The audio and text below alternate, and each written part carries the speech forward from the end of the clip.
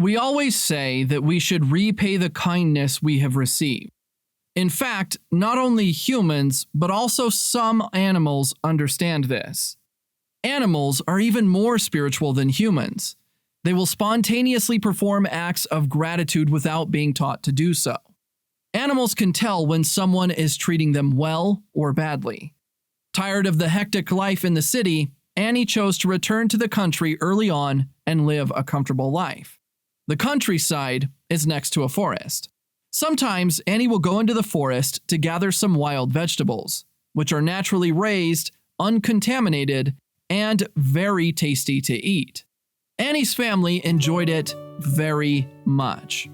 On this day, Annie went into the forest with her dog Joey to look for wild vegetables as usual. But what Annie didn't know was that a potential big danger was slowly closing in on her. Annie had picked a lot of wild plants this day. She was unaware that she was in the deep forest. The shade of the trees overhead completely shaded the sun.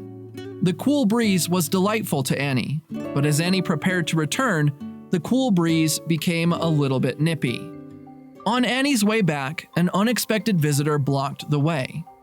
That was a long, tall, and very, very thin black wolf. The wolf's eyes glowed green. The fierce aura it gave off made Annie tremble. But the black wolf was in no hurry to charge at Annie. Annie quickly realized that the black wolf wasn't sure of its fighting ability. Plus, she had Joey with her, so the black wolf didn't dare to launch an attack. The black wolf stood in front of Annie, not attacking, but not letting Annie pass either. Annie knew that the black wolf was waiting for her to show her slip or for Annie to be separated from Joey.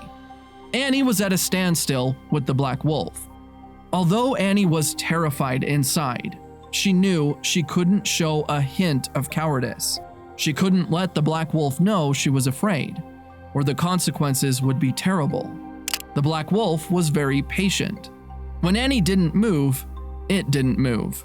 When Annie moved back, it followed forward, but kept a certain distance. Annie suddenly realized that this couldn't go on. The black wolf was trying to run out her energy. It could not eat or drink for longer periods of time, but Annie couldn't. Long periods without food and drink would inevitably lead to Annie's weakness, and the black wolf was waiting for that moment. In the face of a life-threatening situation, Annie had to struggle to hold on. The intense concentration was constantly wearing down her will and strength. In addition, there were many mosquitoes in the forest in summer. Annie had to endure the bites of mosquitoes while facing the black wolf. This was very painful for Annie. Annie just kept this state with the black wolf until evening. At night, the green light reflected in the eyes of the black wolf was even more creepy, but Annie had no way back.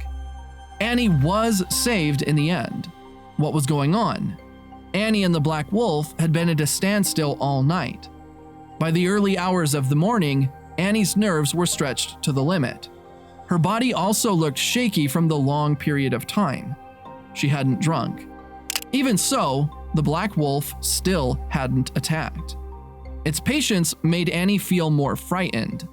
Suddenly, a little bear appeared and broke the ice. Annie looked at the unexpected intruder, and after fixing her eyes on it, she excitedly ran towards the baby bear. Why did she do that? Did she want to die? Annie first looked pleased and then fell into thought. The black wolf saw Annie's joyful expression. Many doubts arose in its head. He dared not act rashly. Annie shielded the baby bear behind her. One baby bear alone was not enough to deal with this black wolf. Annie seemed to be waiting for something. A short while later, a bear growled in the distance. The cub behind her heard the growl and responded. Annie seemed to calm down. She breathed a sigh of relief. A huge figure came running in the distance. It was a large black bear. The big black bear looked first at Annie and the cub behind Annie. Then it looked at the black wolf and lunged at it. The black wolf didn't understand why this bear would suddenly attack it, but it would be an unwise choice to fight a black bear. The black wolf was a little reluctant to give up the prey, but there was nothing he could do about it. After chasing the wolf away, the bear headed for Annie. Annie wasn't scared at all, but somewhat relieved. Annie gave the little bear a hug, then handed it back to the black bear. Escorted by the bears, Annie made it out of the forest until she ran out of the forest and reunited with her family. Annie was still frightened. If it hadn't been for the presence of the bears, she would have been killed by the wolf. Why would the bears help Annie? What's their relationship with Annie? It all started 3 months ago. 3 months ago, Annie just moved to the country. It was spring. Everything went green. Annie was in a happy mood. She couldn't wait to explore the countryside. The smell of nature was intoxicating. Spring, the season when everything flourishes. Annie wandered around the forest and came to a river. The river is connected to a large meadow with many flowers in scattered bloom. Every now and then, a young animal or two would be seen scurrying through the grass. These views were so much more enjoyable than the gray steel of the city. Annie planned a camping trip in this meadow. She quickly prepared what she needed for camping and arrived at the meadow. She laid out a blanket and put lots of food on it, then took out a book. This life made Annie think more and more that leaving the city and returning to the countryside was the right choice. Annie was sitting on the grass enjoying the relaxing afternoon. She suddenly spotted a small black bear playing in the water on the shallow bank of the river in the distance. The little bear looked like it had only been born for a short time. It was adorable and fluffy, with a hint of naive in every move. Annie was fascinated. Usually, a mother bear would not leave her child too far away, but the cub was born too weak. The mother bear had other children to feed, so she was ready to give up the baby. That was why the bear cub came here alone. Annie didn't get up to leave. It was Annie's stay that made her save a little life, not content with playing on the shallow banks. The bear cub gradually swam toward the middle of the river. At this point, the cub seemed a little powerless. Annie soon noticed that something was wrong with the little bear. Not caring about the possible danger, she dashed toward the bear and rescued it. The river was still a little cold in spring. The bear was shivering in Annie's arms. Luckily, Annie had a blanket with her. She gently dried the bear. The bear sensed her kindness. It was very cooperative. Annie waited in the same place for a long time, but the bear's mother still didn't come. So Annie brought it home. Thanks to Annie's care, the originally scrawny bear became healthy and strong. But after all, the bear belongs to nature. Annie decided to release it back into the woods.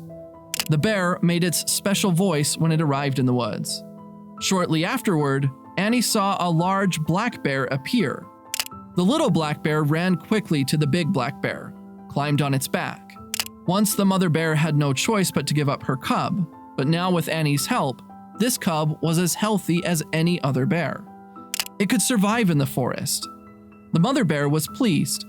Seeing that the mother and son are reunited, Annie knew it was time for her to go. So she prepared to pack her things and leave.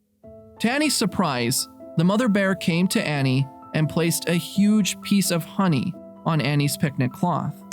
Annie saved the bear cub. The mother bear was very grateful to her, so when Annie was in danger, it came and helped her. In fact, there are many more such stories.